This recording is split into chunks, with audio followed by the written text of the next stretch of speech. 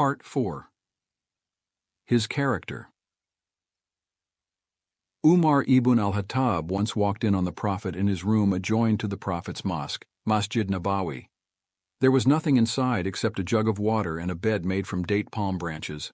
The Prophet had been lying down when Umar walked in, and so he got up to greet him, revealing the marks on his back from the harsh material. Umar wept at the sight of these marks and exclaimed, "O Messenger of Allah, look at the Roman and Persian leaders, and how they live. Don't you deserve better as the Messenger of Allah?" The Prophet rebuked Umar, "Aren't you happy that they have the dunya, this life, and we have the ahirah, the hereafter?" When his wife Aisha once softened his bed, the Prophet slept longer than usual, and missed tahajjud, the night prayer, as a result.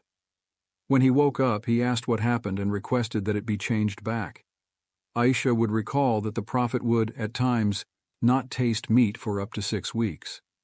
Upon hearing this, a young successor, Tabi'i, the generation after the companions, Sahaba of the Prophet, referred to as the successors, Tabi'un, inquired curiously, "How did you live?" To which she replied, "We sufficed on the 2 black things, that is dates and murky water." Abdur Rahman ibn Auf was offered a platter of meat and bread, to which he cried and said, "Until his death, the Prophet never ate wheat bread to his fill, and I worry that Allah allowed us to remain on this earth to witness these blessings, whereas the Prophet has returned to something greater. That is, he is being rewarded in the hereafter instead." One day Umar was walking and saw the Prophet sitting outside in the middle of the day. Umar asked, "O Messenger of Allah, what are you doing outside at this time of day?" Due to the extreme heat, it was very abnormal to be outside in the middle of the day. It was thus custom and sunnah to take a midday siesta. The Prophet replied, "I am here for the same reason as you. I have nothing to eat at home." Abu Bakr then walked by, asked the same question, and received the same answer. Another companion, Abu al-Haytham, was rushing home from work, and saw the blessed trio, and asked them the same question. Umar replied that they did not have any food at home, so they went for a walk instead. Abu al-Haytham protested at the noblest 3 people standing in the heat out of hunger, so he invited them to eat. He returned home and saw that he had an old goat, so he said to his wife, "By Allah, we must sacrifice this goat." Abu al-Haytham then served the 3 of them meat and bread, and the Prophet reminded Abu Bakr and Umar that they left their houses hungry, only to be fed by Allah.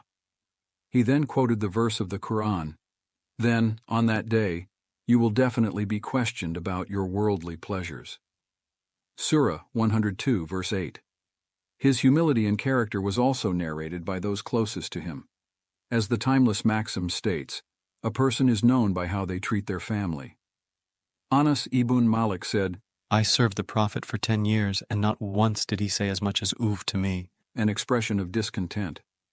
Anas narrates that on one occasion, the Prophet sent him to run an errand. Anas, being a young boy at the time, got distracted on the way and began playing with children on the street. After a while, the Prophet noticed the delay and searched for Anas, finding him in play. Anas recalled, "I felt someone behind me picking me up by my ears. I turned around and saw the Prophet smiling at me." His humility and dignity extended to his enemies. Once a Jewish leader visited the Prophet and said, "Assalamu alaikum."